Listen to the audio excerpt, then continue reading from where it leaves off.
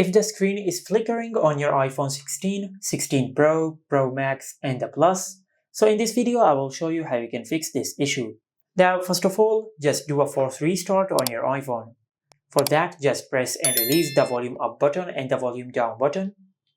Then press and hold the side button of your iPhone until the screen of your iPhone goes black and the Apple logo appears on the screen. Once the Apple logo appears on the screen, just release the side button.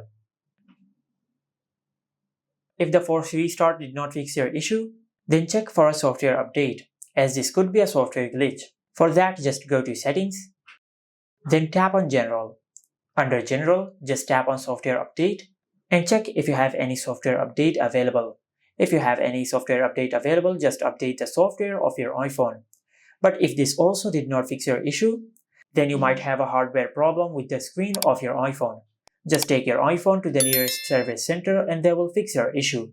And this is how you can fix the flickering issue on the iPhone 16, 16 Pro, Pro Max, and the Plus. Make sure to like, comment, and subscribe. Thank you for watching.